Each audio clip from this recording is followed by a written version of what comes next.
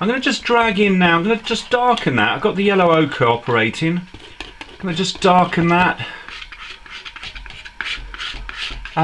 Could have taken a bit more time to mix, but it's a demo and I've got to work quickly with the camera running.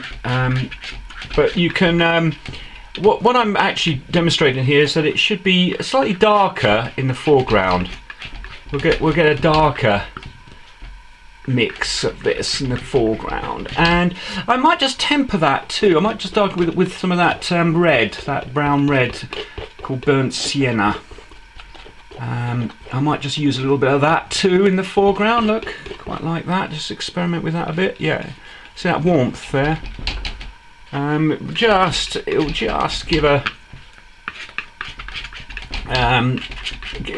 that's that sort of aerial perspective, what we expect. So keeping the marks quite flat and smooth right at the top, meeting the buildings, and in the middle slightly a bit more texture. But this is the parade ground being made ready for the arrival of the guards, the troops, and the band, and the horses, and all the dignitaries, and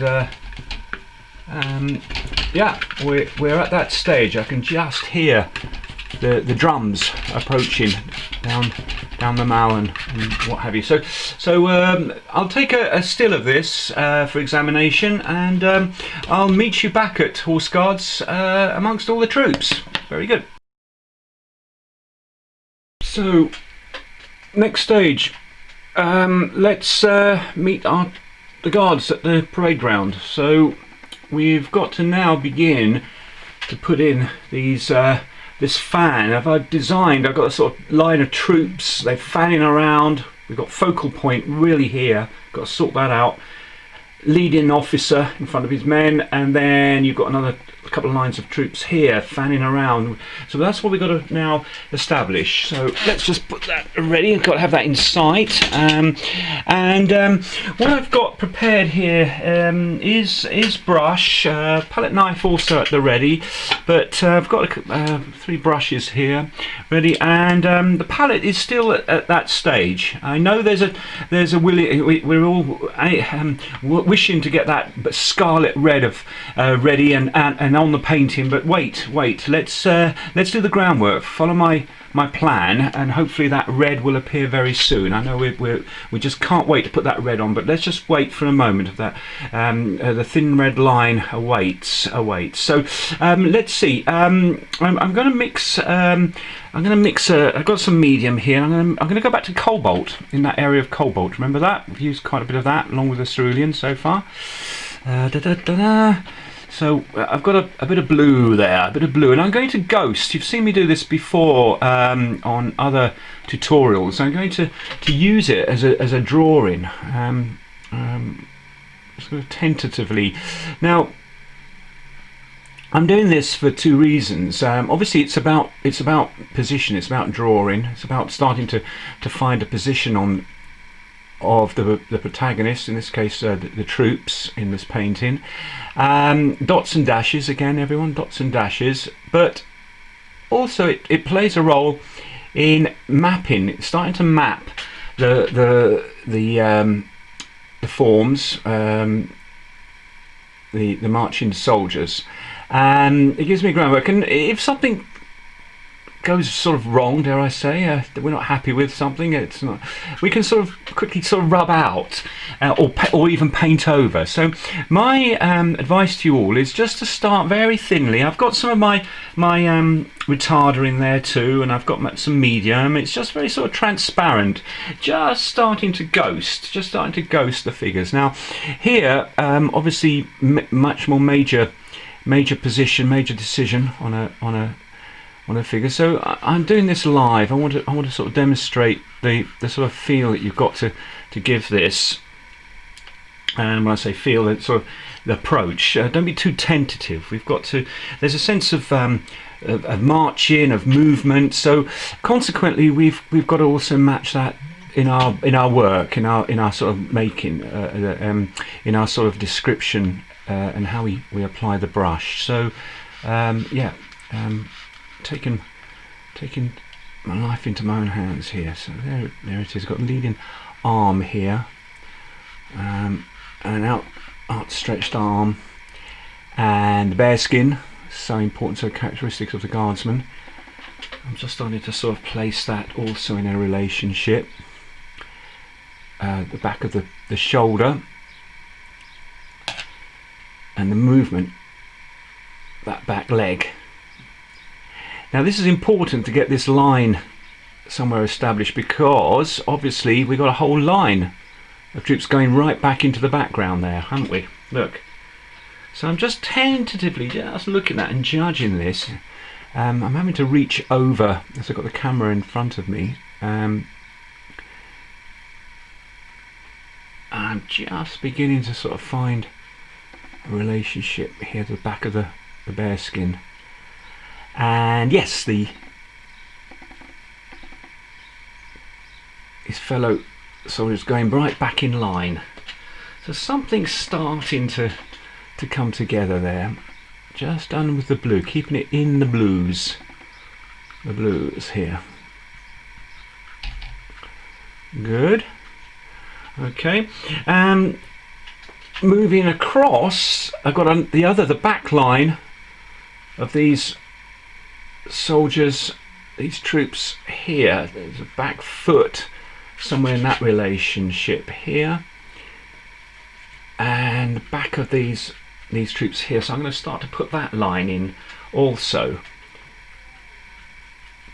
Should you wish to use again my little bit of advice of earlier, you can always use your coloured pencil just to dot and position if you need to, and you can relate back to the original grid and obviously the resource that I've supplied you, my design. Very good. So I'll take a bit of time and find you in a moment once we've drawn out and ghosted all our troops. So we're at this transitional stage, just finished with the blues. The blue I have, as demonstrated, drawn in, ghosted in, underpainted the main line of troops as related to our design and preparatory drawing. We are now going to the next stage. We've done a little bit of housekeeping. We've cleaned up palette brushes because we have now a new element to our palette. There's the swatch so far. That's what we've used at this stage of the painting. Well, now we're going into this spectrum here. Look, we've got a primary red and a primary yellow. Yeah. So in effect we've got two yellows now. We've got sort of two reds and two blues. That's 6. The magic 7 to arrive shortly. But let's concentrate now. Let's get on with this important stage. My palette ready. I'm just going to, let's find a brush here. I'm just going to begin a little bit of medium here. I'm just going to begin with that red, but not the cadmium. I'm going to start with that burnt sienna, that classical burnt sienna colour, earth colour, just to start to go towards the reds. And here I am. I'm going to just start to touch in a little bit here. I'm going to just start to see the ferocity and what is the the dramatic changes that are going to come about with the use of warm in this painting.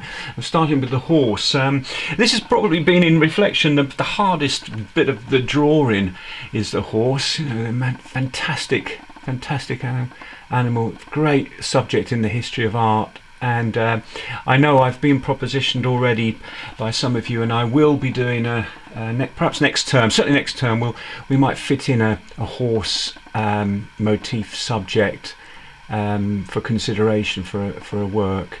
But anyway, I've got to a stage. This is certainly improved from my drawing. I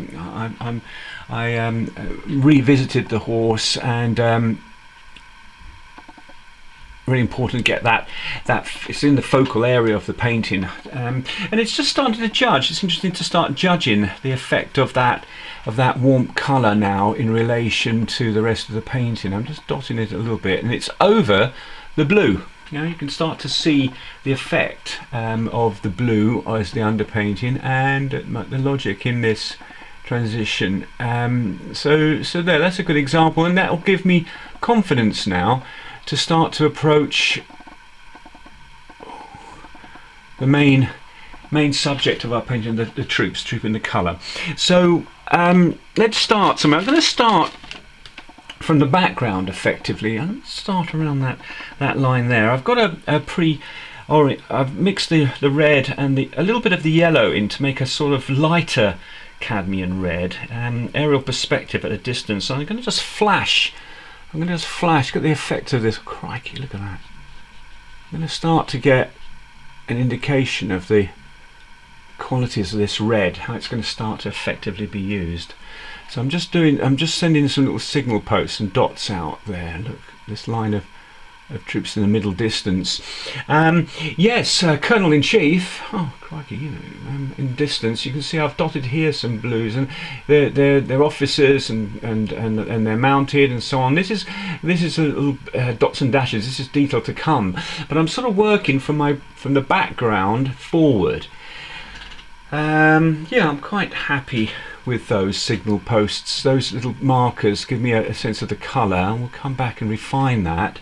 But we're going to now place a similar stab of colour. Let's go to this shoulder here, this shot, and the extended arm, marching arm. Good. Okay, so this is again gives me a way in, and begins to give me a sense of how I'm going to start to develop the red through the painting.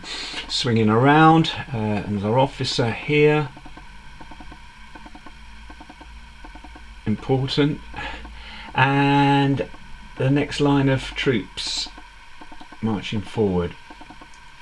Underpainting of blue will come through the transparency of the red and give you a darker tone, and I'll be using the cadmium, no doubt, for the full tone of that red of the uniform here as an example. So there's a way in now to begin to develop across the palette towards the red and tinting with yellow, but not with white. Let's not make the mistake of making it chalky. Let's make it a real colour, make it really sing. So just avoid the white and use the yellow as its tint. Very good.